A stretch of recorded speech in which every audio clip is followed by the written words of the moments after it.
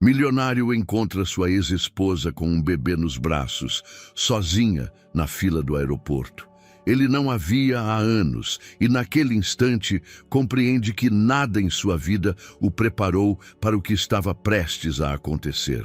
O que acontece depois é impactante e muda para sempre o rumo de suas vidas. Olá, espectador. Obrigado por estar aqui. Deixe um like e nos conte nos comentários o que achou da história e de qual cidade está nos assistindo agora. Vamos continuar com a história. O Aeroporto Internacional de São Paulo fervilhava com a agitação típica de uma sexta-feira à tarde. As luzes fluorescentes se refletiam no chão polido, enquanto centenas de viajantes arrastavam suas malas pelos corredores intermináveis. Fernando Albuquerque ajustou sua gravata de seda italiana e consultou seu relógio Rolex, 18h45. Seu voo para Porto Alegre partia em 40 minutos, tempo suficiente para revisar mais uma vez os contratos que havia assinado em Nova York. Os últimos 5 dias tinham sido um turbilhão de reuniões, jantares de negócios e negociações que culminaram na aquisição de um complexo residencial de luxo em Manhattan. Aos seus 38 anos, Fernando havia construído um império imobiliário que se estendia de Porto Alegre ao Nordeste e agora dava seus primeiros passos no mercado americano. Seu terno de lã cinza escuro, perfeitamente cortado, irradiava o sucesso que havia forjado com determinação férrea e uma capacidade quase obsessiva para os negócios. Enquanto esperava na fila do check-in, seus dedos tamborilavam impacientes sobre a alça de sua maleta de couro. Fernando era um homem que não tolerava esperas, que media cada minuto como se fosse um investimento. Seu rosto, marcado por linhas finas, que denunciavam anos de tensão e concentração, refletia aquela impaciência característica que o havia levado tanto ao sucesso quanto ao fracasso mais doloroso de sua vida. O fracasso tinha nome: Isadora. Havia 2 anos que não pensava nela com a intensidade pungente que um dia o havia consumido. Ou pelo menos, isso dizia a si mesmo todas as manhãs enquanto se barbeava diante do espelho de seu apartamento em Porto Alegre. Seu divórcio havia sido rápido, eficiente, como todas as transações que Fernando manejava. Mas, ao contrário de seus negócios, esta havia deixado uma ferida que nenhum sucesso profissional havia conseguido curar completamente. A fila andava lentamente e Fernando se viu observando as famílias ao seu redor. Pais carregando crianças dormindo, casais de mãos dadas, grupos de amigos rindo enquanto esperavam. Uma pontada de algo que não queria identificar como solidão o atravessou o peito. Sacudiu a cabeça e voltou a se concentrar em seu telefone, verificando e-mails e lembretes para a semana seguinte. Foi então que a viu. A uns 20 metros de distância, em uma fila paralela, uma mulher de cabelo castanho preso em um coque desgrenhado segurava um bebê nos braços. O menino não teria mais de 6 meses e seus pequenos punhos se agitavam enquanto ele emitia suaves gorjeios. Mas não era o bebê que havia paralisado Fernando. Era a mulher que o carregava. Isadora.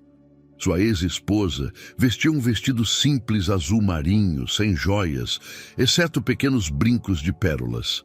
Ela havia emagrecido e seu rosto parecia mais maduro, marcado por uma serenidade que não se lembrava nela. Mas eram inconfundíveis seus olhos cor de mel, a curva de seus lábios e a forma delicada como segurava o bebê, como se ele fosse o tesouro mais precioso do mundo. O coração de Fernando começou a bater com uma força que lhe lembrou sensações que acreditava enterradas. Suas mãos ficaram frias e suadas ao mesmo tempo, e ele sentiu como se o chão se movesse sob seus pés. Durante um momento que pareceu eterno, só existiram ela, o bebê e a distância que os separava. Então, como se tivesse sentido seu olhar, Isadora ergueu a vista. Seus olhos se encontraram através do mar de viajantes e Fernando viu como a cor se desvanecia de seu rosto. Ela apertou instintivamente o bebê contra o peito e deu um passo para trás, como se tivesse visto um fantasma. E talvez tivesse visto, porque Fernando Albuquerque, o homem que havia jurado não procurá-la novamente, sentiu que o universo havia acabado de reescrever todas as suas certezas. O tempo havia parado no aeroporto. Os anúncios de voos atrasados e as conversas de outros passageiros se transformaram em um murmúrio distante, enquanto Fernando observava Isadora tentar discretamente se afastar de sua fila.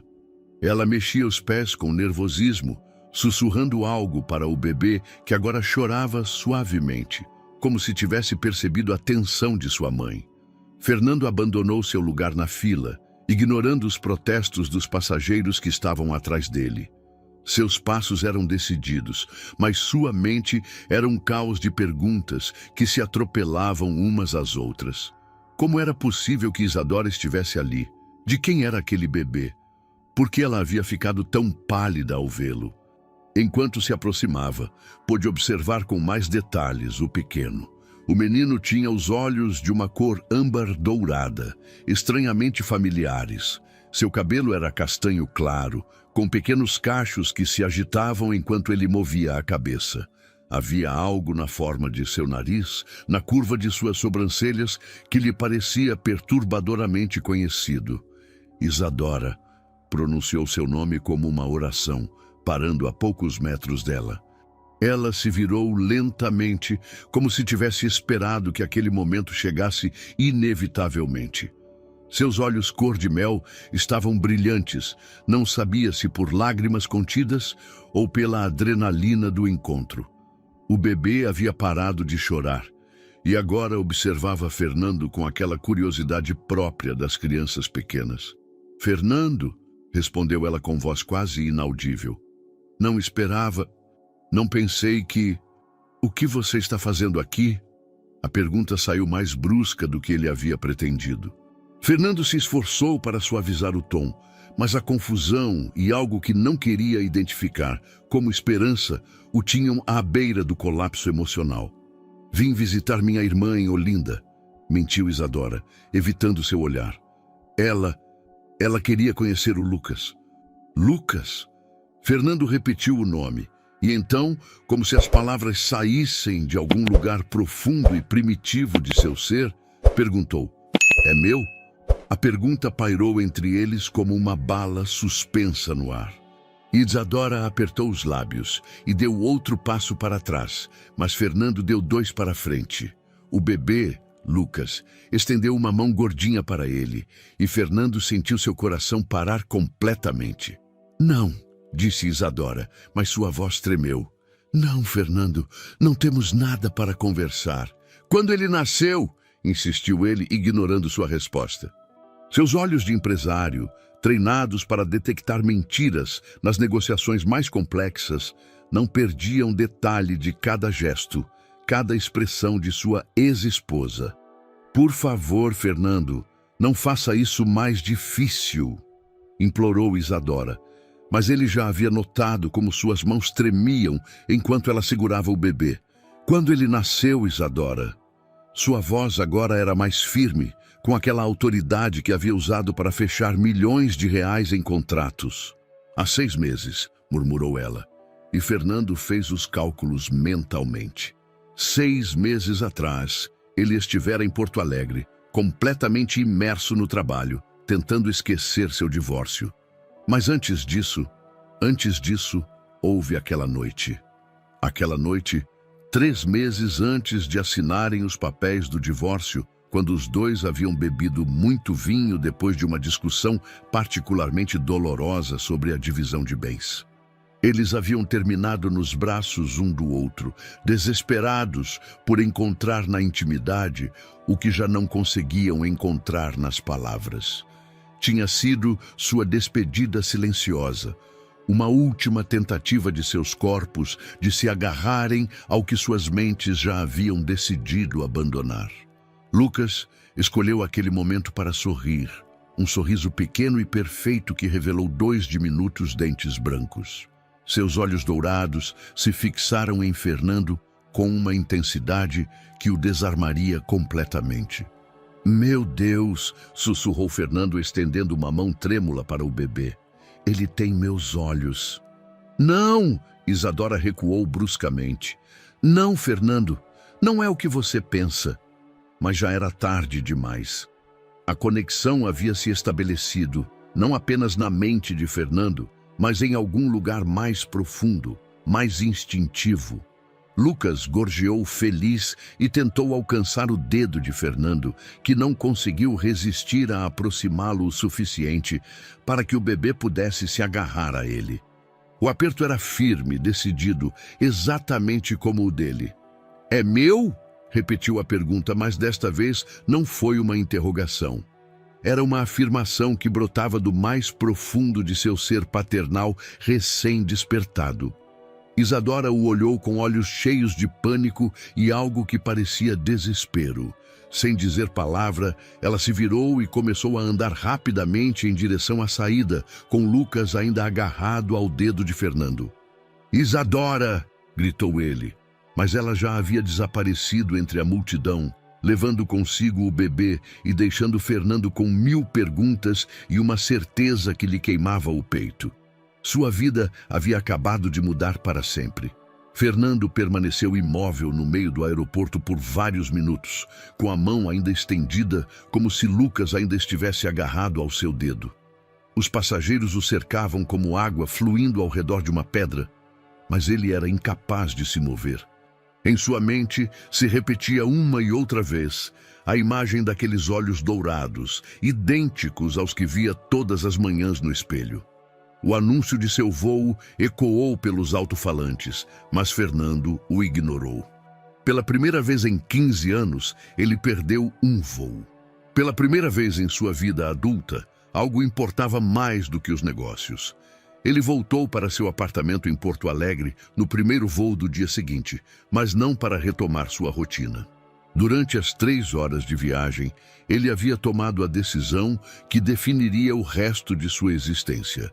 Precisava saber a verdade sobre Lucas e não descansaria até obtê-la. Seu escritório no 42º andar do prédio mais alto da cidade havia se transformado em um centro de operações. As janelas panorâmicas, que normalmente lhe lembravam o império que havia construído agora, pareciam uma prisão de cristal. Em vez de revisar contratos imobiliários, Fernando investigava detetives particulares. Preciso do melhor, disse ele à sua assistente Carmen, uma mulher eficiente de 50 anos que passava uma década organizando sua vida. Quero que encontrem alguém, mas tem que ser discreto, absolutamente discreto. Carmen havia trabalhado o suficiente com Fernando para reconhecer aquela determinação glacial em seus olhos. Era a mesma que havia visto quando ele decidiu comprar seu primeiro prédio, quando expandiu os negócios para o Rio de Janeiro, quando enfrentou a crise financeira de 2008.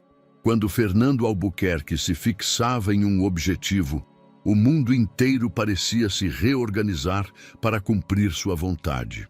Posso perguntar de quem se trata, Sr. Albuquerque? Indagou Carmen, com a confiança que lhe davam anos de lealdade. Minha ex-esposa, respondeu Fernando sem tirar os olhos da janela. Isadora Santos. Preciso saber onde ela mora, o que faz, com quem está, tudo. Carmen assentiu, sem fazer mais perguntas. Ela havia conhecido Isadora durante seu casamento. Havia visto como se amavam com uma intensidade que beirava a obsessão mútua. E também havia presenciado como aquela mesma paixão os havia destruído. Se Fernando a procurava depois de 2 anos de silêncio, algo extraordinário havia acontecido. 3 dias depois, o detetive Ricardo Pereira se apresentou em seu escritório. Era um homem de aparência comum, daqueles que passam despercebidos em qualquer multidão, mas seus olhos cinzentos irradiavam a inteligência aguda de quem havia dedicado sua vida a descobrir segredos. Isadora Santos, começou Pereira, abrindo um dossiê pardo sobre a mesa de Fernando. 33 anos, divorciada, sem filhos registrados oficialmente. Sem filhos? Fernando interrompeu, sentindo seu sangue gelar. Oficialmente não, mas isso não significa que ela não os tenha, esclareceu o detetive. Ela mora em Recife, Pernambuco. Administra uma pequena pousada chamada Casa do Vento, 8 quartos, clientela modesta, principalmente turistas nacionais. Fernando absorveu cada palavra como um deserto absorve a chuva. Recife. Isadora havia retornado a Pernambuco, a terra de sua infância, onde haviam passado sua lua de mel 5 anos atrás. Ele se lembrou das noites quentes caminhando pelas ruas de pedra do centro histórico, os cafés da manhã na varanda de seu hotel, enquanto planejavam o futuro que nunca chegou. Algo mais sobre um bebê? Perguntou Fernando, odiando como sua voz se quebrava na última palavra. Segundo os vizinhos, ela cuida de um menino pequeno. Aparentemente, chegou com ele há aproximadamente 1 ano. Ninguém sabe quem é o pai, mas também não perguntam. Em cidades pequenas como Recife, as pessoas respeitam a privacidade. Fernando se levantou de sua cadeira e caminhou até a janela. Lá embaixo, a cidade se estendia como um mapa de possibilidades, mas sua mente estava a 1000 quilômetros de distância, em uma pousada de 8 quartos, onde sua ex-esposa criava um bebê que poderia ser seu filho. Quanto tempo você precisa para conseguir mais informações? Perguntou sem se virar. Depende de quão fundo você quer que eu cave, Sr. Albuquerque. Fernando se virou e Pereira reconheceu imediatamente aquele olhar. Ele o havia visto em homens que haviam perdido tudo e estavam dispostos a apostar a alma para recuperá-lo. Tão fundo quanto necessário, respondeu Fernando. Mas quero mais do que informações. Quero que você reserve um quarto naquela pousada. Senhor? Não vou investigar a vida de Isadora à distância, declarou Fernando com aquela determinação que havia construído seu império e destruído seu casamento. Vou para Recife, vou ficar na pousada dela e vou descobrir a verdade sobre aquele bebê. Pereira fechou o dossiê lentamente. Em 20 anos de carreira, ele havia visto homens poderosos tomarem decisões impulsivas, mas havia algo diferente em Fernando Albuquerque. Não era apenas determinação, era uma necessidade primitiva, paternal, que o consumia por dentro. Quando o senhor quer que eu faça a reserva? Perguntou finalmente. Agora, respondeu Fernando. Quero estar em Recife antes do fim da semana. Pela primeira vez em 2 anos, Fernando Albuquerque tinha uma missão que importava mais do que o dinheiro. A verdade sobre Lucas valia mais do que todos os contratos de Manhattan. O calor úmido de Recife envolveu Fernando como um cobertor pesado quando ele saiu do aeroporto. Ele havia esquecido a intensidade do clima pernambucano, aquela sensação de respirar vapor que fazia a roupa grudar no corpo em questão de minutos. O táxi o levou por ruas familiares que despertaram lembranças adormecidas. A praça principal, onde havia dançado com Isadora durante sua lua de mel, o mercado onde compraram redes artesanais, o restaurante onde experimentou pela primeira vez a moqueca. A Casa do Vento ficava em uma rua tranquila do centro histórico, a poucas quadras do Marco Zero. Era uma casa colonial de cor amarela clara, com janelas de madeira pintadas de azul turquesa, e uma porta principal de 2 folhas que permanecia entreaberta para convidar a brisa. Buganvílias roxas trepavam pelas paredes, e o som de uma fonte de água criava uma melodia suave que contrastava com o burburinho distante da cidade.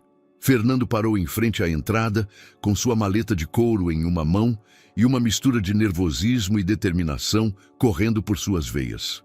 Ele havia ensaiado aquele momento durante todo o voo, mas agora que estava ali, as palavras se embaraçavam em sua garganta.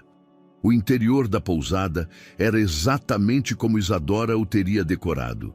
Autêntico, porém aconchegante, com móveis de madeira escura, tecidos tradicionais e plantas que pendiam de vasos de barro.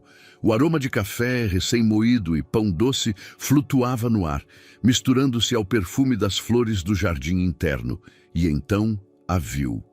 Isadora surgiu da cozinha com uma bandeja cheia de frutas tropicais recém-cortadas, mamão, abacaxi, manga e pitaia, dispostas em um padrão colorido que só ela sabia criar. Ela vestia um vestido simples de algodão branco que realçava sua pele bronzeada, e seu cabelo castanho caía em ondas naturais sobre os ombros.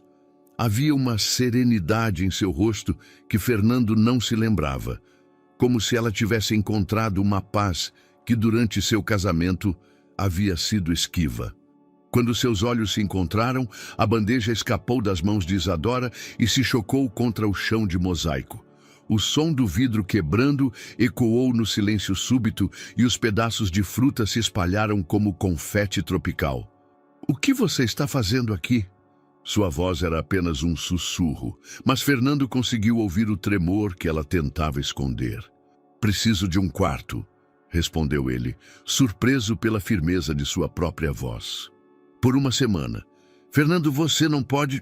começou ela, mas se interrompeu quando um choro infantil veio da recepção. Os olhos de Fernando se dirigiram imediatamente para o som. Ali, em um pequeno cercadinho improvisado atrás do balcão, estava Lucas. O bebê havia se levantado agarrando-se às grades, e seus olhos dourados, aqueles olhos que Fernando reconhecia como seus, o observavam com curiosidade. "Meu Deus", murmurou Fernando, dando um passo involuntário em direção ao bebê. Ele está maior." "Não." Isadora se abaixou rapidamente para pegar os pedaços de vidro, mantendo os olhos fixos no chão. "Você não pode ficar aqui, Fernando. Não é uma boa ideia." "Por que não?" Fernando se aproximou do balcão, ignorando o protesto de Isadora. Lucas estendeu seus bracinhos para ele, gorjeando feliz, como se o reconhecesse. "Por quê?" Isadora se levantou, com as mãos cheias de fragmentos de vidro e os olhos brilhantes de lágrimas contidas. "Porque vai ser muito doloroso. Para todos." "Doloroso?" Fernando a olhou diretamente. "Mais doloroso do que não saber se tenho um filho?" O silêncio que se seguiu foi tão denso que até Lucas parou de fazer barulho. Isadora deixou os vidros cair em uma lata de lixo e limpou as mãos em seu vestido, deixando pequenas manchas de sangue que não pareciam incomodá-la. "O que você quer de mim, Fernando?" perguntou finalmente, com uma voz tão cansada que lhe partiu o coração.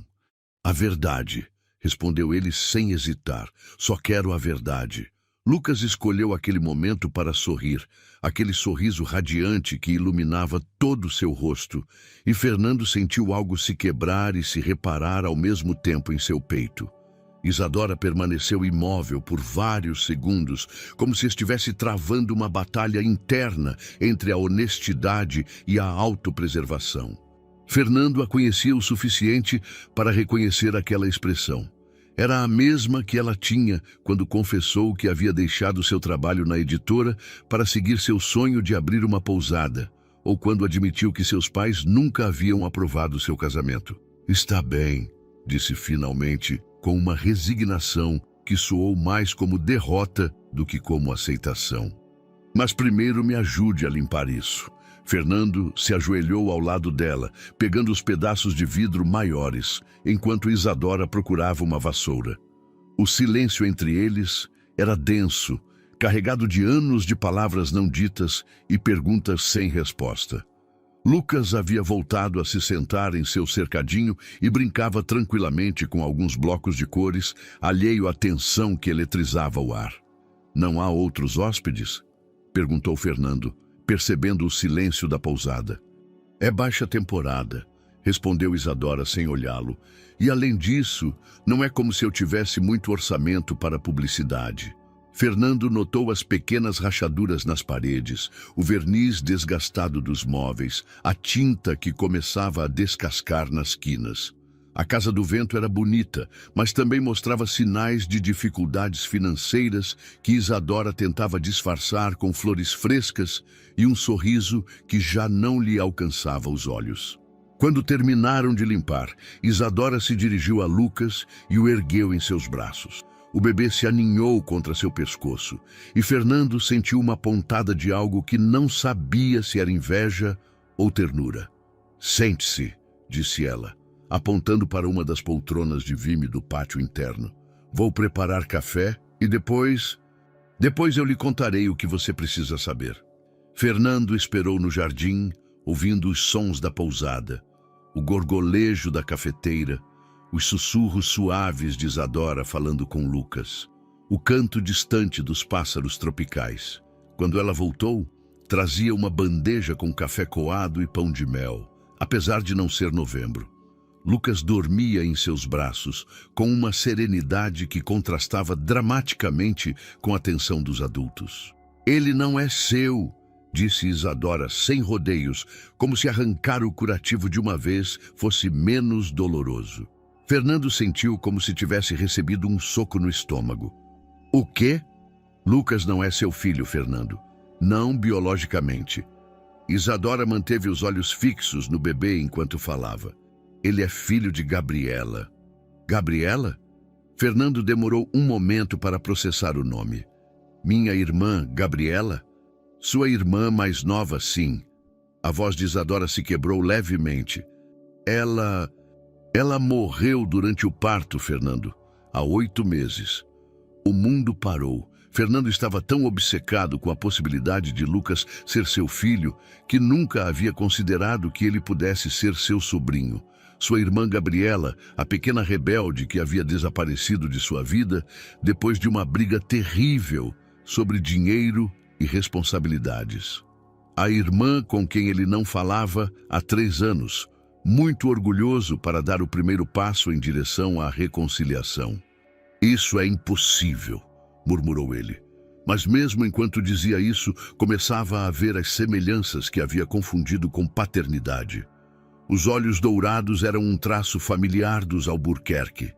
A forma do nariz, o sorriso, tudo pertencia à sua linha genética, mas não a ele diretamente.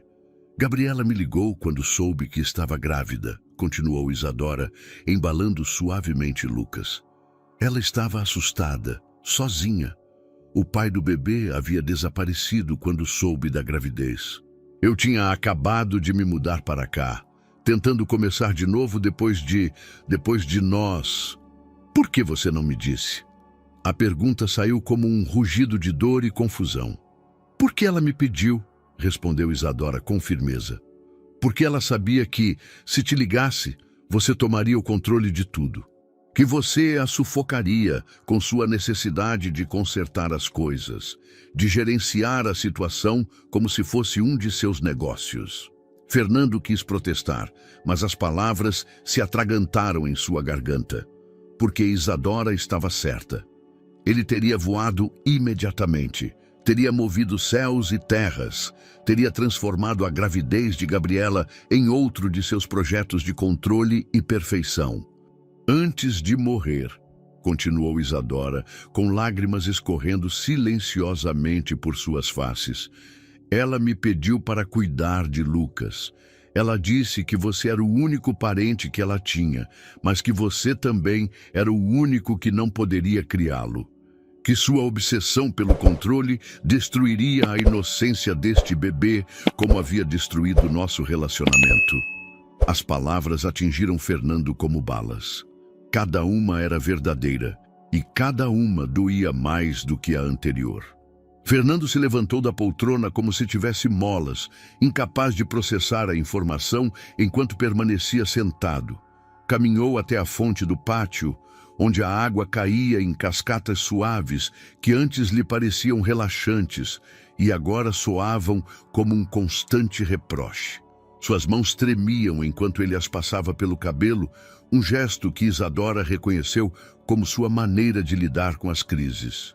Gabriela grávida, murmurou ele, como se dizer as palavras em voz alta pudesse fazê-las menos reais. Minha irmã grávida e morta, e eu sem saber. Fernando.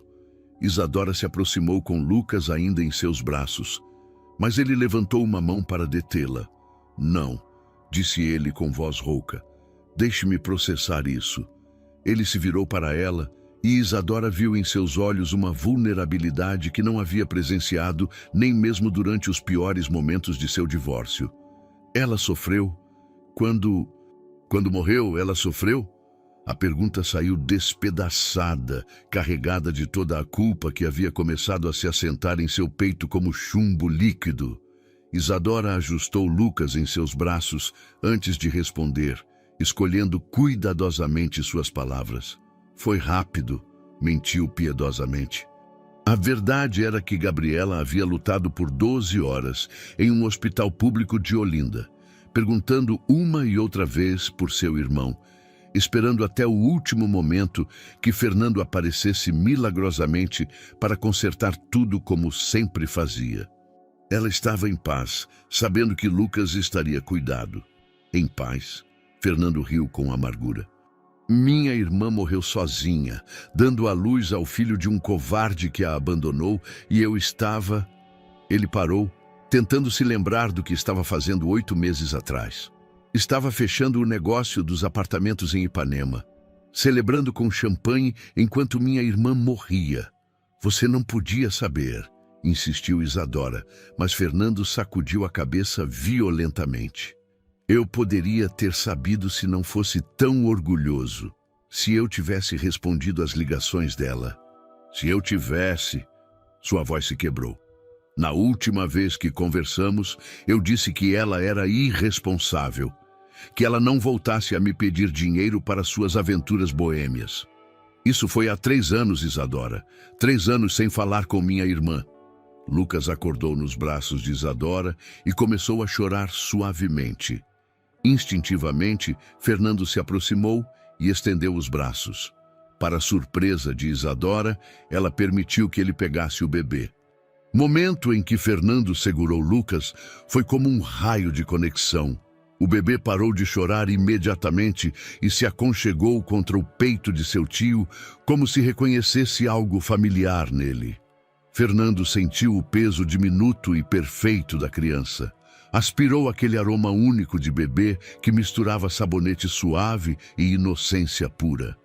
Ele tem os olhos do pai, sussurrou Fernando, lembrando-se de seu pai que havia morrido 5 anos atrás. E as mãos da Gabriela. Ela sempre teve dedos longos, perfeitos para tocar piano. Ela queria que ele aprendesse música, confirmou Isadora.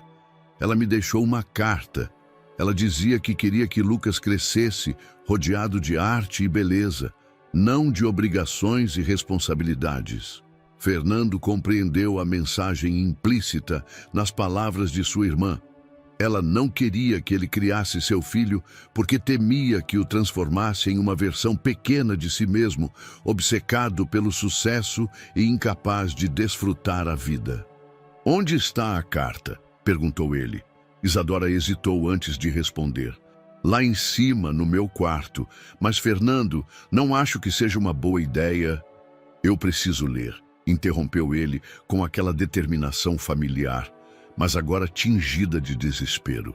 Eu preciso saber o que ela pensava de mim, o que ela queria para Lucas. Algumas verdades doem demais, murmurou Isadora. Eu já estou doendo, replicou Fernando, embalando suavemente Lucas. Não pode ser pior do que saber que minha irmã morreu acreditando que eu a havia abandonado. Mas Isadora sabia que sim, podia ser pior. A carta de Gabriela não apenas explicava seus desejos para Lucas, também revelava segredos familiares que Fernando nunca havia suspeitado. Verdades que mudariam para sempre sua percepção de si mesmo e das decisões que havia tomado ao longo de sua vida. Está bem, disse finalmente. Mas primeiro, me ajude a dar o jantar para o Lucas. E depois eu te dou a carta da Gabriela.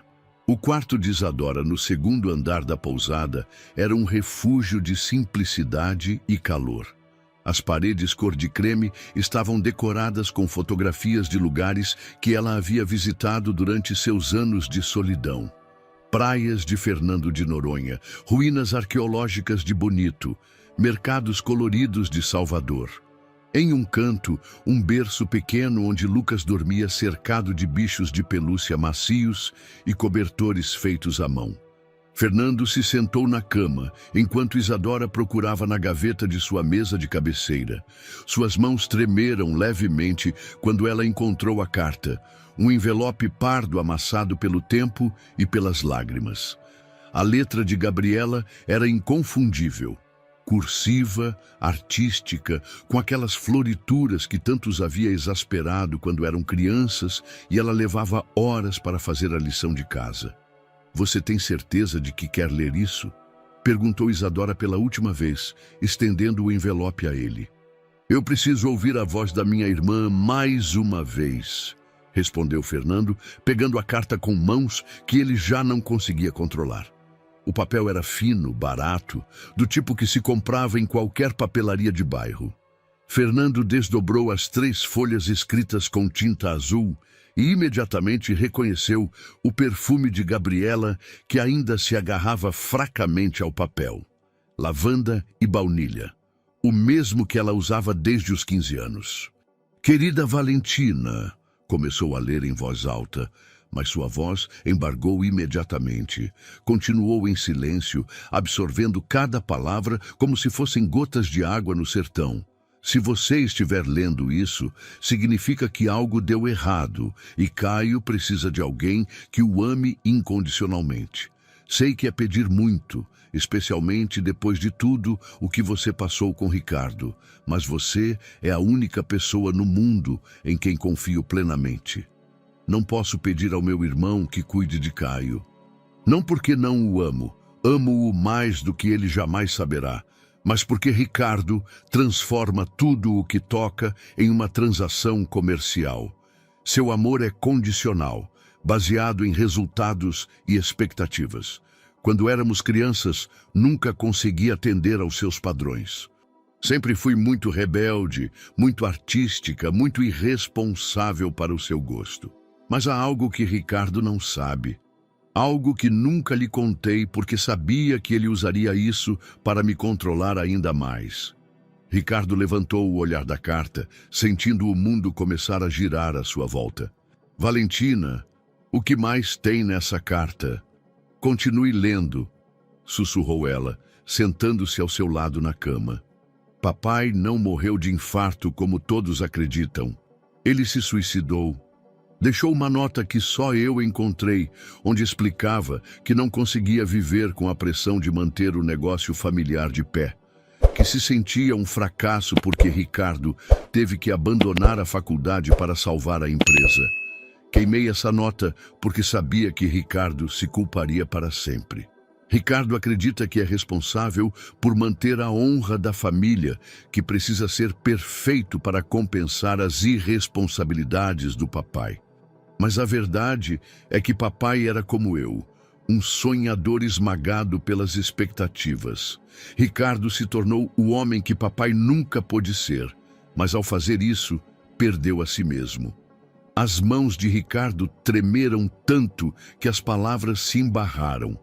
Valentina tirou-lhe suavemente a carta e continuou lendo por ele. Caio merece crescer sem essa carga. Merece rir sem motivo, sonhar sem limites, fracassar sem vergonha. Se Ricardo algum dia quiser fazer parte da vida do meu filho, ele precisa primeiro aprender a se perdoar por não ter salvado o papai, por não ter sido o irmão perfeito que acredita que deveria ser. Cuide de Caio como eu não pude cuidar de Ricardo, quando ele decidiu carregar o peso do mundo em seus ombros. Ensine-o que é certo ser vulnerável, que é certo não ter todas as respostas, que é certo ser simplesmente humano. Com todo o meu amor e minha confiança, Gabriela. PS. Se Ricardo ler isso algum dia, quero que saiba que meu último pensamento foi o orgulho que sentia dele. Não por seus sucessos, mas por continuar tentando ser bom, apesar de toda a dor que carregava dentro. O silêncio que se seguiu foi tão profundo que Ricardo pôde ouvir os batimentos do seu próprio coração. Todo o seu mundo, todas as suas certezas, todas as motivações que haviam dirigido sua vida durante os últimos 20 anos, haviam acabado de desabar como um castelo de cartas. Seu pai não havia sido o homem fraco que ele tentara superar. Sua irmã não havia sido a rebelde e irresponsável que ele acreditara. E ele havia estado fugindo de fantasmas que só existiam em sua mente. Ricardo levantou-se da cama como um autômato. Caminhou até a janela que dava para o pátio interno e agarrou-se à moldura com tanta força que seus nós dos dedos ficaram brancos. Lá embaixo, a fonte cantava sua melodia eterna, indiferente ao terremoto emocional que acabara de devastar os alicerces de sua existência. 20 anos, murmurou ele, com a voz tão baixa que Valentina teve que se aproximar para ouvi-lo. 20 anos construindo um império para honrar a memória de um homem que morreu porque não suportou a pressão. 20 anos sendo exatamente aquilo que ele temia se tornar. Valentina aproximou-se lentamente, como se Ricardo fosse um animal ferido que pudesse fugir a qualquer momento. Não é sua culpa, disse suavemente. Nenhum de vocês teve culpa. Como assim não? Ricardo virou-se para ela, e Valentina viu lágrimas em seus olhos pela primeira vez desde que o conhecia. Se eu tivesse sido menos exigente, menos controlador, talvez papai teria se sentido à vontade para conversar comigo. Talvez Gabriela não teria sentido que precisava esconder sua gravidez. Talvez você esteja se castigando por coisas que não pôde controlar. Interrompeu Valentina com firmeza, como sempre fez. Ricardo olhou para ela como se a visse pela primeira vez. Foi por isso que você me deixou? Porque sabia que eu era igual a ele? Um homem que não conseguia lidar com a pressão? Eu te deixei porque você não conseguia parar de tentar controlar todos os aspectos de nossas vidas, respondeu Valentina com brutal honestidade. Porque você transformou nosso casamento em mais um dos seus projetos comerciais. Mas eu nunca achei que você fosse fraco, Ricardo. Ao contrário, você era tão forte que não sabia quando parar de ser. No berço, Caio mexeu-se nos sonhos e emitiu um pequeno suspiro. Ambos direcionaram sua atenção para o bebê, e Ricardo sentiu uma onda de proteção tão intensa que lhe cortou a respiração. Esse menino não conheceria a pressão que ele havia experimentado, não carregaria o peso de expectativas impossíveis ou a culpa pelos fracassos alheios. Quero ficar, disse Ricardo de repente, não apenas por alguns dias. Quero ficar e conhecer meu sobrinho. Eu quero aprender a ser a pessoa que Gabriela precisava que eu fosse. Valentina estudou seu rosto, buscando sinais da manipulação sutil que tão bem conhecia. Mas o que viu foi diferente. Havia uma vulnerabilidade crua em seus olhos, uma humildade que nunca havia testemunhado no Ricardo que conhecia. Você não precisa consertar nada, ela alertou. Você não precisa salvar a pousada, nem reorganizar minha vida, nem transformar Caio em seu projeto de redenção. Eu sei, respondeu Ricardo, e pela primeira vez em anos ele realmente sabia. Só quero estar aqui. Ser útil sem tomar o controle. É possível? Valentina considerou a pergunta por um longo momento. A pousada realmente precisava de reparos que ela não podia pagar. Caio se beneficiaria de conhecer sua família paterna. E ela havia sentido falta de aspectos de Ricardo que havia esquecido em meio à dor do divórcio. Há condições, disse finalmente. Sem cheques em branco, sem melhorias não solicitadas. E se Caio chorar de madrugada, você também levanta. Ricardo sorriu. E foi um sorriso diferente de qualquer um que Valentina já vira nele. Não era o sorriso triunfal do empresário que acabara de fechar um negócio, mas algo mais suave, mais humano. E nas noites em que ele não chorar, perguntou com uma timidez que a surpreendeu. Nessas noites você pode me ajudar a dobrar as roupinhas dele e planejar as atividades do dia seguinte, respondeu Valentina, sentindo algo que havia estado congelado em seu peito começar a descongelar lentamente. Atividades? Caio está aprendendo a andar. Ele precisa de muita paciência e comemoração de cada pequena conquista, sem pressão para ir mais rápido. Ricardo compreendeu a mensagem implícita. Caio seria seu mestre, ensinando-o o que Gabriela queria que ele aprendesse, que a vida não era uma série de metas a alcançar, mas momentos a serem vividos. Aceito as condições, disse ele, estendendo a mão para Valentina em um gesto que era metade brincadeira, metade solenidade. Quando ela apertou sua mão, Ricardo sentiu que estava assinando o contrato mais importante de sua vida. Não um que lhe daria poder ou dinheiro, mas um que talvez lhe devolvesse sua humanidade. Os primeiros dias de Ricardo em Casa do Vento foram uma revelação constante de sua própria incompetência para as tarefas mais básicas da vida cotidiana.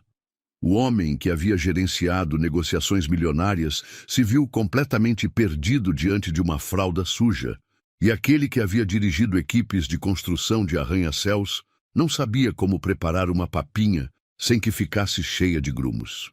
Não tão rápido, disse Valentina na terceira manhã, enquanto Ricardo tentava alimentar Caio com a eficiência de uma máquina. Não é uma reunião de negócios que precisa terminar em tempo recorde. Ricardo abaixou a colher e observou Caio, que o olhava com aqueles olhos castanhos, cheios de paciência infinita. O bebê tinha purê de banana no queixo, nas bochechas, praticamente em cada superfície visível de seu rosto, mas sorria como se aquilo fosse a experiência mais divertida do mundo. Desculpa, murmurou Ricardo, desta vez dirigindo-se tanto a Caio quanto a Valentina. Estou acostumado a fazer tudo rápido. Caio tem a vida toda para aprender a comer, respondeu Valentina, sentando-se ao lado deles na mesa da cozinha. E você tem a vida toda para aprender a ser o tio dele. Durante essas primeiras semanas, Ricardo descobriu um ritmo de vida completamente alheio à sua experiência. Ele acordava com o primeiro choro de Caio, não com o alarme programado de seu celular. Tomava café da manhã com frutas frescas do mercado local, em vez de café apressado em seu escritório. Suas mãos, acostumadas a digitar em computadores ou assinar contratos, agora trocavam fraldas e montavam torres de blocos que Caio derrubava com deleite. A pousada também se tornou seu laboratório de paciência. Quando soube que o telhado do quarto 5 tinha um vazamento, seu primeiro instinto foi chamar uma equipe de pedreiros. Mas lembrou-se das condições de Valentina e, em vez disso, perguntou se podia tentar consertá-lo sozinho. Você entende de telhados? Perguntou Valentina com ceticismo. Não, admitiu Ricardo, mas posso aprender. E foi assim que Ricardo Almeida, magnata do mercado imobiliário, se encontrou no telhado de uma pousada colonial, sob o sol implacável do Ceará, seguindo tutoriais do YouTube para consertar telhas. Queimou as costas, martelou o dedo 2 vezes e levou 3 dias para completar um trabalho que um profissional teria terminado em horas. Mas quando a próxima chuva chegou e o quarto 5 permaneceu seco, sentiu uma satisfação diferente de qualquer sucesso empresarial que já tivesse experimentado. Bom trabalho, disse Valentina naquela noite, aplicando aloe vera em suas costas queimadas pelo sol. Suas mãos eram suaves e espertas, e Ricardo sentiu um arrepio que não tinha nada a ver com o gel fresco.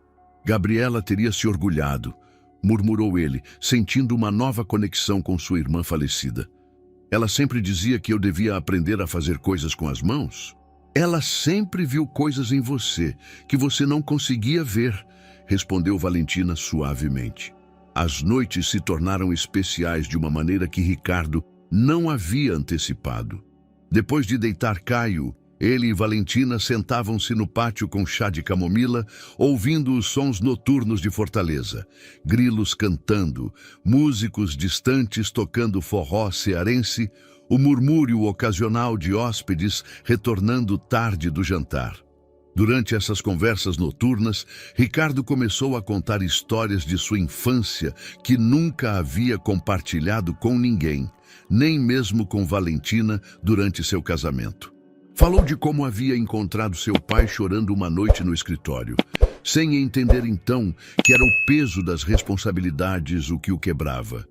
Descreveu os desenhos que Gabriela fazia quando eram crianças, cheios de cores impossíveis e criaturas fantásticas que ele havia desprezado como futilidades. "Por que você nunca me contou essas coisas quando estávamos casados?" perguntou Valentina uma noite, enquanto observavam as estrelas das redes do jardim. Ricardo pensou por um longo momento antes de responder. "Porque eu achava que meu valor estava no que eu podia fazer, não no que eu era. Achava que se você visse minhas fraquezas, meus medos, meus fracassos, você me deixaria. E no fim você me deixou precisamente porque nunca me deixou te ver de verdade", respondeu Valentina com uma tristeza que havia perdido sua força com o tempo. "Irônico, não é?" Ricardo sorriu sem amargura. "O medo de te perder foi exatamente o que te fez fugir." Caio escolheu aquele momento para chorar do berço no andar de cima. Sem pensar duas vezes, Ricardo levantou-se da rede e subiu para acalmá-lo. Encontrou o bebê de pé no berço, agarrado às grades, com lágrimas brilhando em suas bochechas. "Pesadelos, pequeno", murmurou Ricardo, pegando-o com uma naturalidade que o surpreendeu a si mesmo. Caio encolheu-se imediatamente contra seu peito, e Ricardo começou a cantarolar uma cantiga que Gabriela costumava cantar para ele quando eram crianças. Valentina apareceu na porta do quarto, mas parou ao ver a cena. Ricardo embalava suavemente Caio enquanto cantava em voz baixa, e algo na imagem a comoveu profundamente. Aquele não era o homem obsessivo e controlador com quem ela havia se casado. Aquele era alguém novo, alguém que Gabriela havia visto sob as camadas de ambição e perfeição. "Ele dormiu", sussurrou Ricardo quando terminou a cantiga. "Assim como seu tio", respondeu Valentina suavemente. "Finalmente está encontrando a paz." A estação chuvosa chegou ao Ceará com a força de uma revelação divina. Durante 3 semanas, Ricardo havia vivido em uma bolha de tranquilidade doméstica, mas naquela noite de outubro, o céu abriu-se como se tivesse decidido contar todos os seus segredos de uma só vez.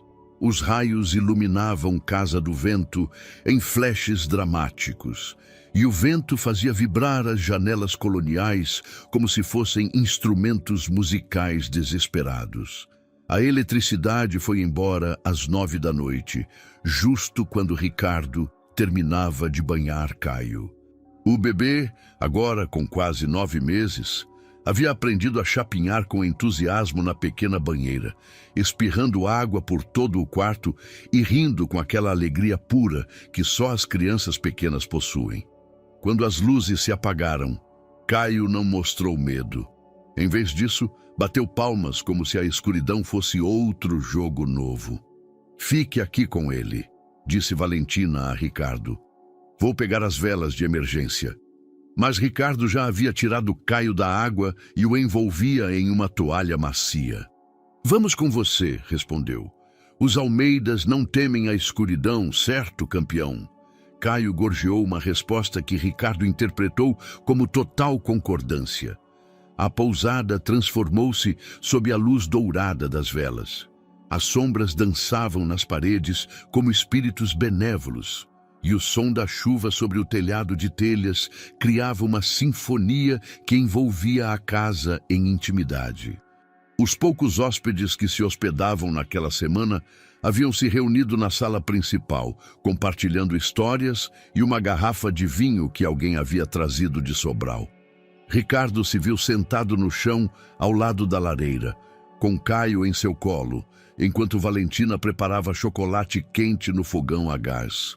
O bebê estava fascinado com as chamas que dançavam na lareira, esticando suas mãozinhas para o calor, com a curiosidade infinita de quem descobre o mundo pela primeira vez.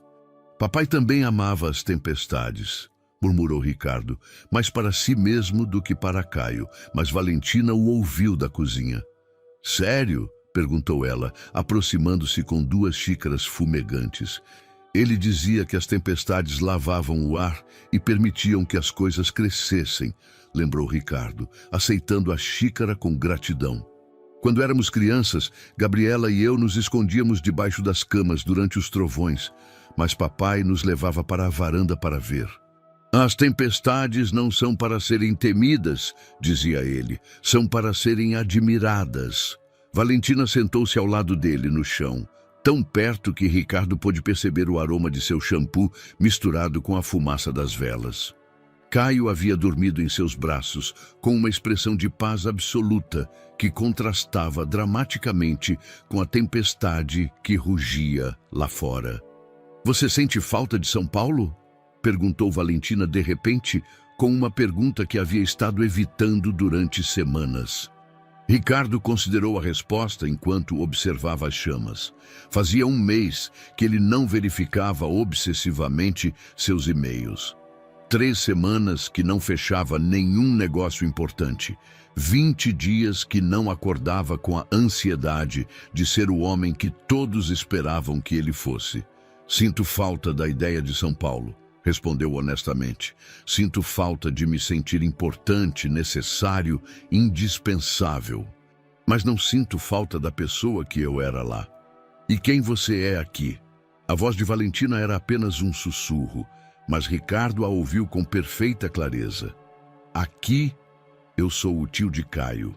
Sou o homem que conserta telhados mal e prepara papinhas com grumos.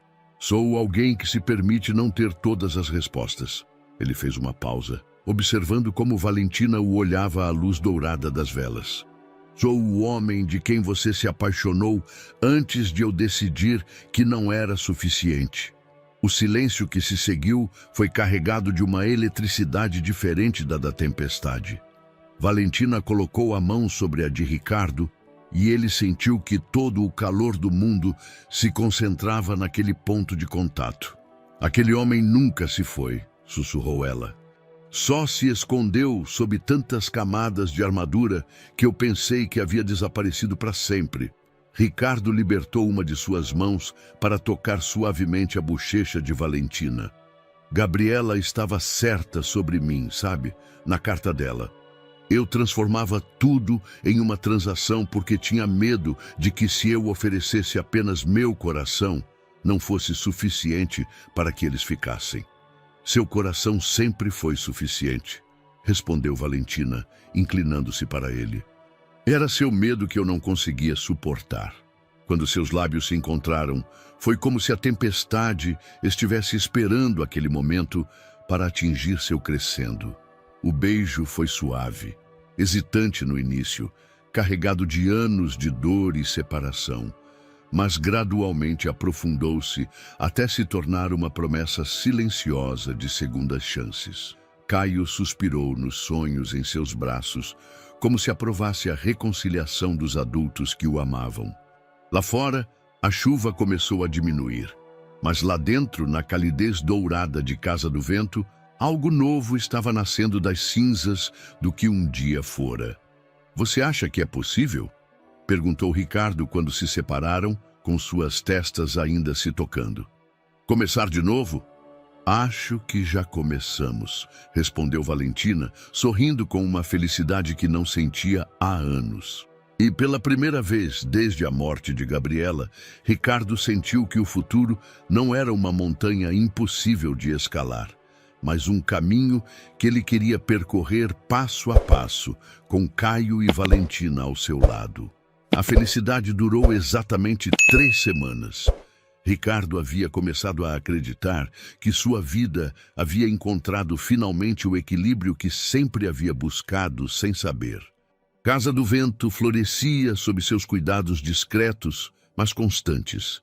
Ele havia consertado a instalação elétrica, renovado o sistema de reservas com uma plataforma digital simples, mas eficiente, e ajudado Valentina a desenvolver uma proposta gastronômica que combinava a cozinha cearense tradicional com toques contemporâneos.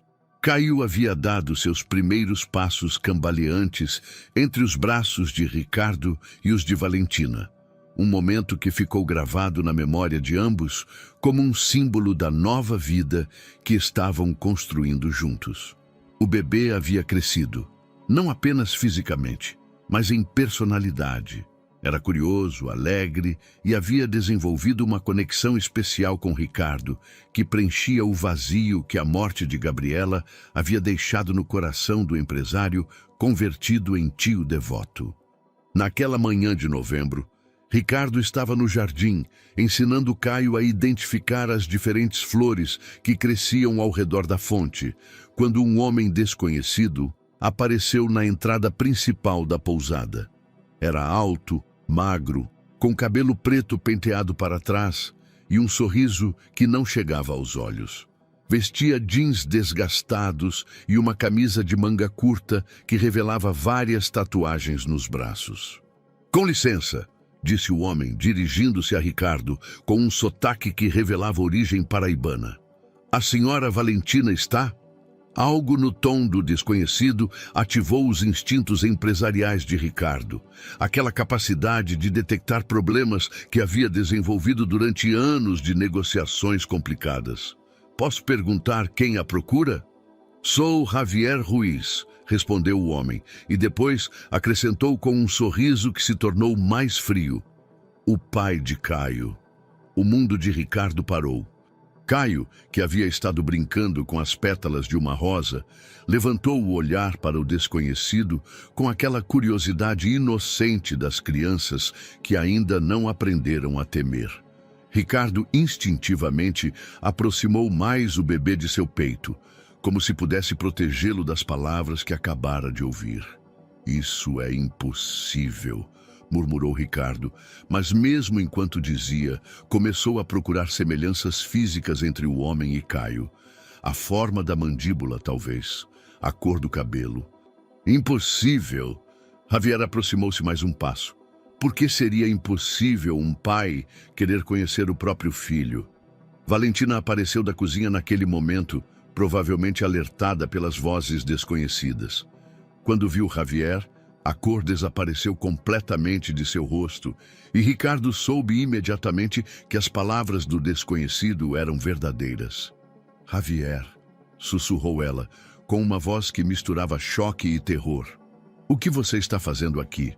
Como você nos encontrou?" "Nós?" Javier sorriu com amargura. "Vejo que você já tem um novo papai para meu filho, Valentina." "Muito conveniente." "Caio não é seu filho", interveio Ricardo, levantando-se com o bebê ainda em seus braços. "Você abandonou Gabriela quando ela soube da gravidez." "Ah", Javier assentiu lentamente. "Então você já conhece toda a história. Mas os papéis legais dizem outra coisa, amigo." Tirou do bolso de trás de seus jeans um envelope amassado. "Reconhecimento de paternidade, assinado em cartório. Gabriela queria que meu sobrenome aparecesse na certidão de nascimento por algum motivo." Ricardo sentiu o chão se mover sob seus pés. "O que você quer?" "Quero meu filho", respondeu Javier com uma simplicidade que soava completamente falsa.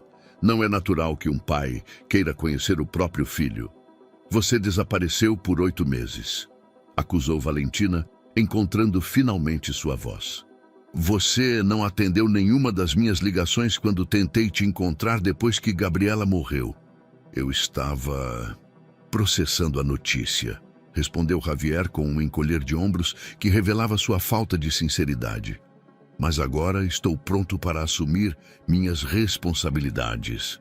Caio começou a chorar, como se tivesse percebido a tensão no ar. Ricardo o embalou automaticamente, sussurrando palavras tranquilizadoras em seu ouvido, mas sua mente trabalhava em velocidade máxima, analisando as implicações legais da situação. "Quanto você quer?", perguntou Ricardo diretamente, usando o tom que empregava nas negociações mais difíceis. "Perdão?", Javier fingiu ofensa. "Você não veio aqui por amor paternal", continuou Ricardo implacável. "Você veio porque soube que havia dinheiro envolvido. Provavelmente alguém te contou que um empresário de São Paulo estava morando aqui. Quanto você quer para desaparecer de novo?" A máscara de Javier rachou por um momento, revelando um sorriso cruel. "Muito esperto. Mas não é tão simples como me comprar, senhor. Almeida, certo?" "Sim, pesquisei um pouco. Acontece que meu filho está sendo criado por gente muito rica." Caio não é um investimento, disse Valentina com a voz trêmula, mas firme. Claro que não, concordou Javier. Ele é meu filho. E se não chegarmos a um acordo, bem, terei que levá-lo para criá-lo sozinho. Ou talvez procurar uma família adotiva que possa oferecer melhores oportunidades. A ameaça pairou no ar como fumaça tóxica. Ricardo compreendeu imediatamente que Javier não tinha nenhum interesse real em criar Caio. Simplesmente havia encontrado uma mina de ouro na situação e planejava explorá-la ao máximo. Preciso de tempo para pensar, disse Ricardo, embora sua mente já estivesse formulando estratégias legais. Claro, sorriu Javier, mas não muito tempo. Digamos, uma semana. Estarei hospedado no hotel do centro. O número está no meu cartão. Deixou cair um cartão comercial sobre a mesa do jardim. Será um prazer te conhecer melhor, meu filho, acrescentou, dirigindo-se a Caio com uma voz melosa que fez Ricardo sentir náuseas. Quando Javier se foi, Ricardo e Valentina ficaram em silêncio, ambos processando a ameaça que acabara de cair sobre seu mundo recém-reconstruído. Caio havia parado de chorar e agora observava ambos os adultos com aqueles olhos castanhos cheios de inocência, sem saber que seu futuro acabara de se tornar incerto. O que vamos fazer? Sussurrou Valentina. Ricardo olhou para ela com uma determinação que não sentia desde seus dias como tubarão empresarial. Mas desta vez, sua motivação era completamente diferente. Vamos proteger Caio, respondeu com absoluta certeza. Custe o que custar. Ricardo não dormiu naquela noite. Enquanto Valentina e Caio descansavam no andar de cima, ele ficou no escritório improvisado da pousada, cercado por documentos legais que havia solicitado a seus contatos em São Paulo por correio urgente. Seu laptop brilhava na escuridão como um farol, conectando-o a advogados especializados em direito de família, investigadores particulares e qualquer recurso que pudesse ajudá-lo a entender exatamente com o que se confrontavam. A informação que recebeu durante as primeiras horas da madrugada pintava um quadro desalentador. Javier Ruiz tinha de fato direitos legais sobre Caio. O reconhecimento de paternidade que havia mostrado era autêntico, assinado por Gabriela durante o 7º mês de gravidez, provavelmente em um momento de vulnerabilidade, quando ainda esperava que ele voltasse. Mais preocupante ainda era o histórico criminal de Javier. Prisões por estelionato, dívidas com agiotas e ligações com atividades ilegais menores. Ele é exatamente o tipo de homem que venderá o próprio filho se o preço for certo, murmurou Ricardo ao telefone com seu principal advogado em São Paulo. Que opções temos? Perguntou o Dr. Mendoza do outro lado da linha. Podemos iniciar um processo para provar que ele não é apto para a paternidade, respondeu Ricardo, mas ambos sabiam que seria um processo longo e caro, com resultados incertos. Enquanto isso, ele pode levar a criança a qualquer momento.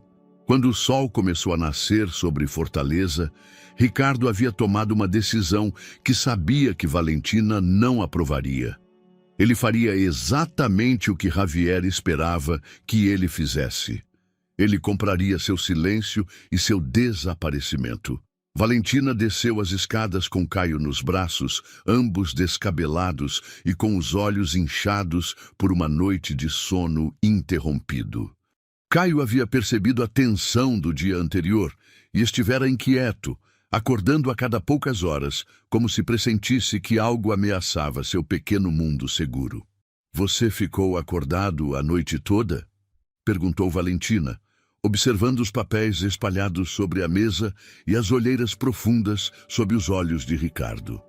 Estive pesquisando nossas opções, respondeu ele, fechando o laptop e levantando-se para pegar Caio. O bebê encolheu-se imediatamente contra seu peito e Ricardo sentiu uma pontada de pânico ao pensar que poderia perdê-lo. Valentina sentou-se na cadeira em frente a ele, preparando-se para más notícias. Legalmente, ele tem direitos sobre Caio. Podemos lutar, mas levaria meses, talvez anos, e não há garantias. Ricardo fez uma pausa, sabendo que o que diria a seguir poderia mudar tudo entre eles. Mas há outra maneira. Não, disse Valentina imediatamente, lendo sua expressão. Ricardo, não. É a maneira mais rápida de resolver isso, insistiu ele. Dou a ele o que ele quer. Ele assina documentos, renunciando a todos os seus direitos sobre Caio e desaparece para sempre. E depois o quê? Valentina levantou-se, caminhando até a janela que dava para o jardim. Depois você paga cada pessoa que ameaçar nossa família? Resolve cada problema com seu cheque? Se necessário, sim, respondeu Ricardo sem hesitar. Se isso mantiver Caio seguro. Essa não é a maneira, Ricardo. Valentina virou-se para ele e em seus olhos havia uma mistura de decepção e determinação. Essa é a maneira antiga, a maneira que destruiu nosso casamento. Isso é diferente, protestou Ricardo. Isso é por Caio. Não, isso é pela sua necessidade de controlar cada situação, de resolver tudo com dinheiro e poder. Valentina se aproximou e segurou Caio pelos braços. O que acontece quando Caio crescer e descobrir que você comprou a segurança dele? O que acontece quando ele entender que o valor dele nessa família foi medido em reais? As palavras atingiram Fernando como tapas. Ele conseguia ver a lógica no argumento de Valentina, mas também conseguia ver o futuro sem Caio.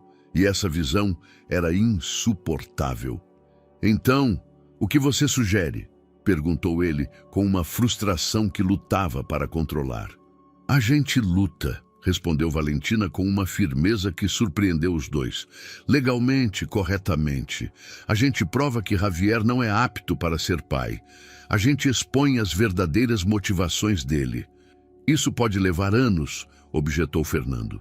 E se, enquanto isso, ele levar Caio? Então a gente se muda, temporariamente, até a situação legal ser resolvida. Valentina pegou Caio no colo, que tinha começado a brincar com os cachos do cabelo dela. Tenho família na Espanha. A gente poderia ir para lá enquanto os advogados fazem o trabalho deles. Espanha. Fernando sentiu como se o mundo estivesse se movendo muito rápido ao seu redor. Madrid, especificamente. Minha prima Carolina tem um pequeno hotel boutique lá. A gente poderia trabalhar com ela, manter Caio seguro e esperar tudo ser resolvido. Fernando processou a proposta por vários minutos. Espanha significava se afastar dos seus negócios, da sua zona de conforto, de tudo o que ele conhecia. Mas também significava manter Caio e Valentina seguros. E se Javier nos seguir? É menos provável.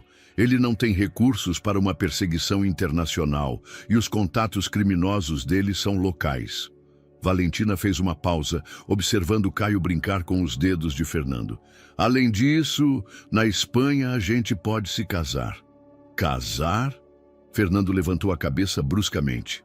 Para a adoção, esclareceu Valentina rapidamente, embora um leve rubor corasse suas bochechas. As leis espanholas favorecem os casais casados em processos de adoção internacional. Se a gente conseguir provar que somos uma família estável, seria uma adoção de verdade, legal, permanente.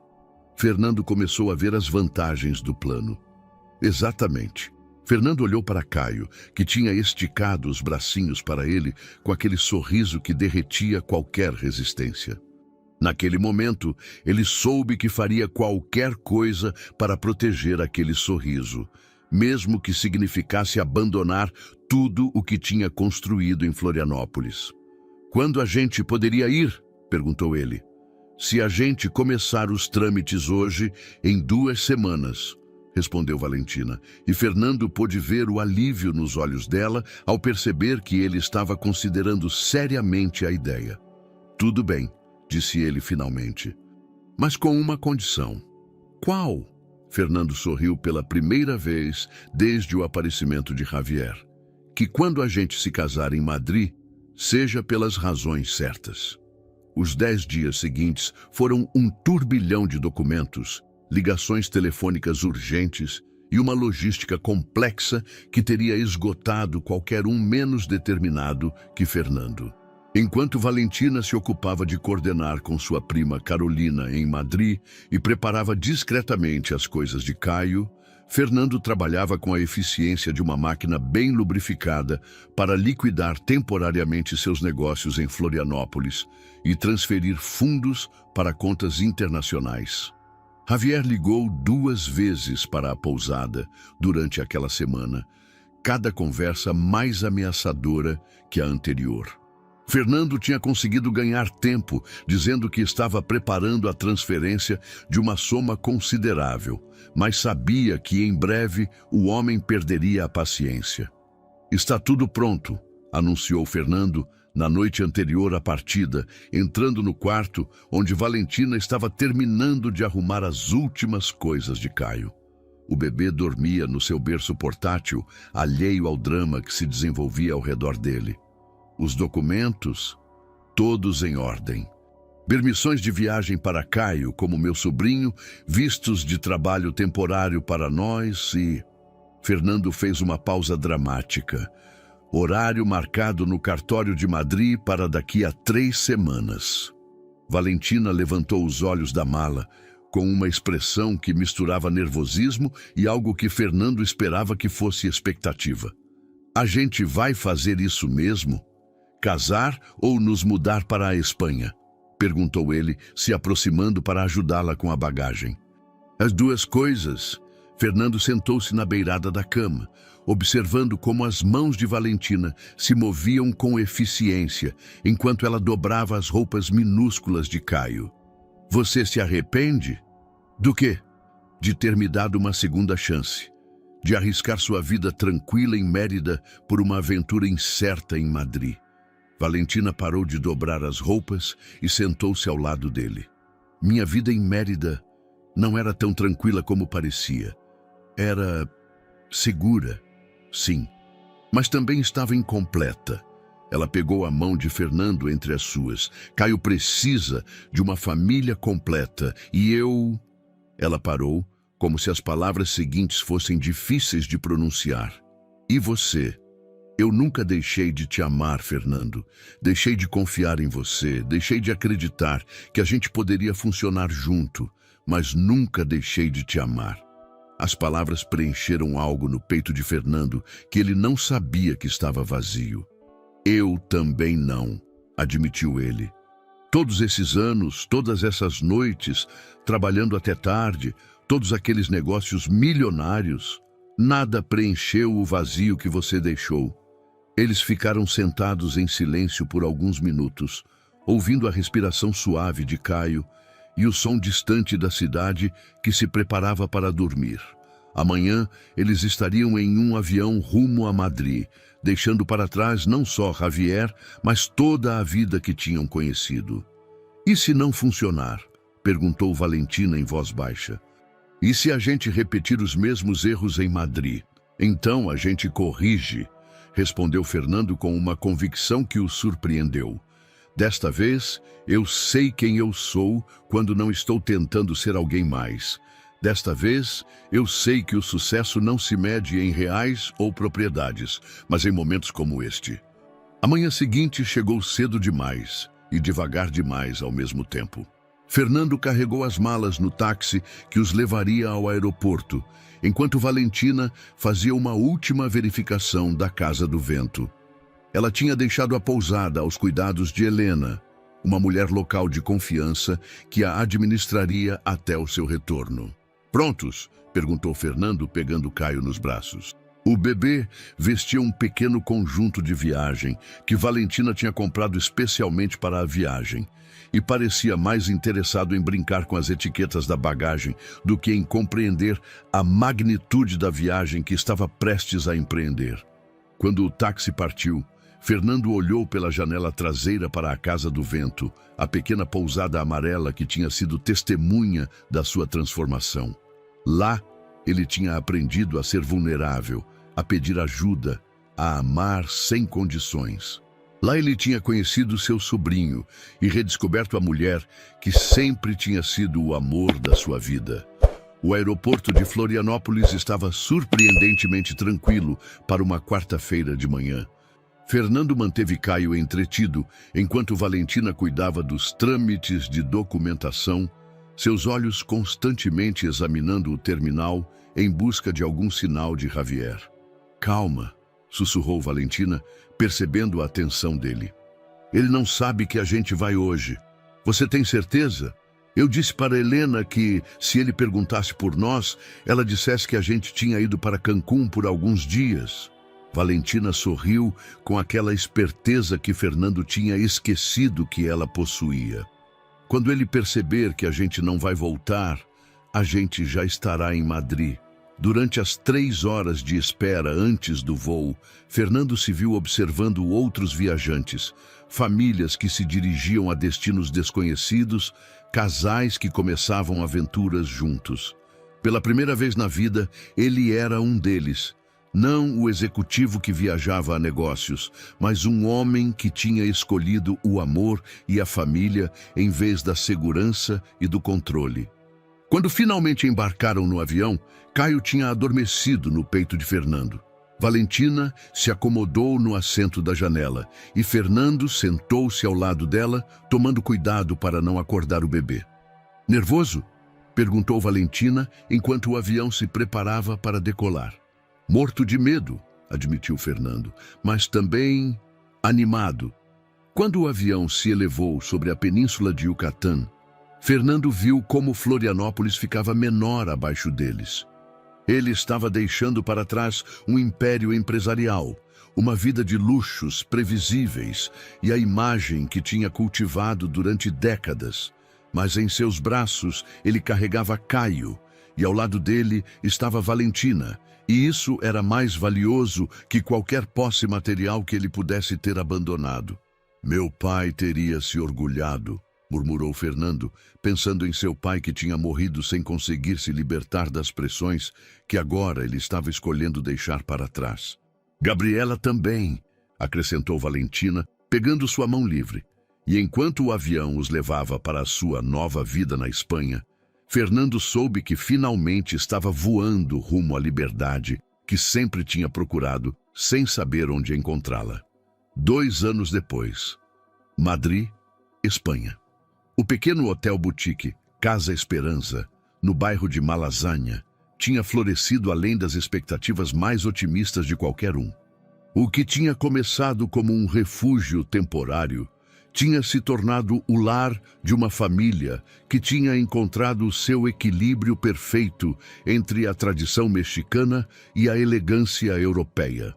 As paredes de tijolo aparente abrigavam fotografias de Florianópolis junto a obras de artistas locais madrilenhos, criando uma atmosfera única que atraía tanto turistas nostálgicos quanto locais curiosos. Fernando estava no jardim interior do hotel, uma versão europeia do pátio da Casa do Vento, observando Caio, agora com quase 3 anos, perseguir borboletas entre as flores que Valentina tinha plantado para lembrar Florianópolis. O menino tinha crescido trilíngue, falava espanhol mexicano com Fernando, espanhol peninsular com os trabalhadores do hotel e tinha começado a falar inglês com os hóspedes internacionais. Tio Fernando, olha! Gritou Caio apontando para uma borboleta amarela que tinha pousado em uma rosa. Seus olhos dourados brilhavam com a mesma curiosidade que ele tinha herdado dos Morales, mas sem a carga de expectativas que uma vez tinha oprimido Fernando. Ela é linda, campeão, respondeu Fernando, se aproximando para se abaixar perto do menino. Sabe o quê? Sua mãe Gabriela sempre dizia que as borboletas eram almas livres que tinham aprendido a voar. Caio assentiu solenemente, como se entendesse a profundidade poética das palavras, embora provavelmente só estivesse fascinado pelas cores do inseto. Papai? Uma vozinha o interrompeu. Sofia, de 8 meses, engatinhava em direção a ele desde a manta onde ela tinha estado brincando com seus cubos de cores. Fernando sorria sempre que ouvia aquela palavra. Sofia tinha começado a chamá-lo de papai antes de dizer mamãe, algo que nunca deixava de encher seu coração de uma alegria imensa. Estou aqui, princesa, disse Fernando, levantando-a em seus braços. Sofia tinha o cabelo cacheado de Valentina, mas os olhos de Fernando, e uma personalidade que prometia ser tão determinada quanto a dos dois pais. Valentina apareceu da cozinha do hotel, carregando uma bandeja com café cortado e churros recém-feitos. Ela tinha adaptado algumas receitas yucatecas para o paladar espanhol, e os cafés da manhã da Casa Esperança tinham se tornado famosos no bairro. "Como estão nossos pequenos empresários?", perguntou ela, beijando Fernando na bochecha antes de bagunçar o cabelo de Caio. "Caio está negociando com as borboletas, e Sofia acabou de fechar um negócio muito importante com seus cubos", respondeu Fernando, sentindo aquela paz cotidiana que ele tinha aprendido a valorizar acima de qualquer adrenalina empresarial. "Falando em negócios", disse Valentina com um brilho travesso nos olhos, "chegou uma carta do Brasil." Fernando sentiu um pequeno nó no estômago. Durante os 2 anos em Madrid, ele tinha recebido notícias esporádicas sobre Javier através dos seus contatos legais.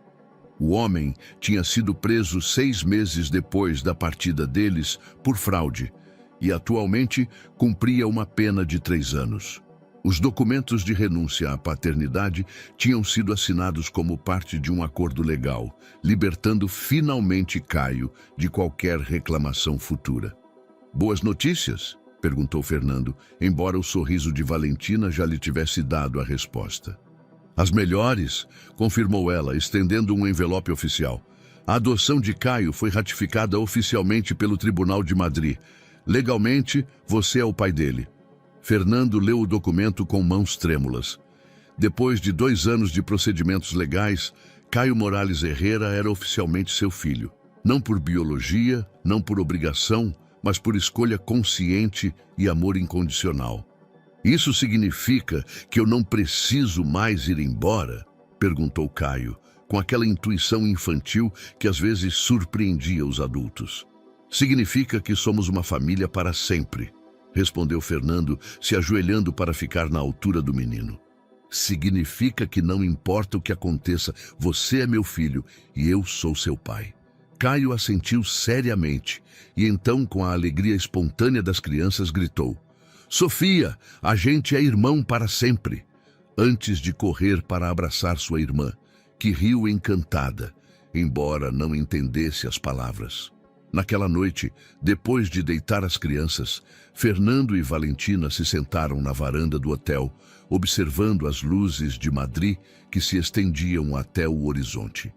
Eles tinham renovado os votos matrimoniais 1 ano antes, em uma cerimônia íntima no Retiro, com Caio como portador de alianças e Sofia como a convidada de honra mais pequena.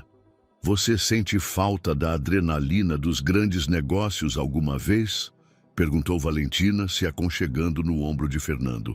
"Às vezes", admitiu ele honestamente. "Mas depois eu olho para Caio ensinando números para Sofia, ou te vejo criando magia na cozinha, ou simplesmente sinto essa paz que eu nunca tive em Florianópolis e percebo que troquei adrenalina por felicidade. E foi um bom negócio?" Fernando olhou para ela, vendo como a luz da lua prateava seu cabelo e suavizava suas feições. "Foi o melhor negócio da minha vida." Eles tinham encontrado o que Fernando nunca soube que estava procurando. Uma vida onde o sucesso era medido em sorrisos de crianças, em jantares familiares sem pressa, em noites tranquilas onde o silêncio era confortável em vez de ameaçador. Casa Esperança não era só o nome do seu hotel, era uma descrição literal do que eles tinham construído juntos. Como Valentina gostava de dizer, enquanto observava Fernando brincando com as crianças no jardim: "Às vezes, precisamos perder algo precioso para entender o seu verdadeiro valor. E às vezes, o destino nos dá uma segunda chance para fazer direito." O encontro casual naquele aeroporto, exatamente 2 anos antes, tinha sido o início de uma jornada de redenção e segundas chances que os tinha levado da confusão e da dor para essa nova vida onde o amor tinha triunfado sobre o medo e a família tinha se mostrado mais valiosa do que qualquer império empresarial. Espero que você tenha gostado da história de hoje. Inscreva-se no canal para não perder mais histórias como esta. Deixe um like e comente abaixo o que você achou da história. Nos vemos no próximo vídeo.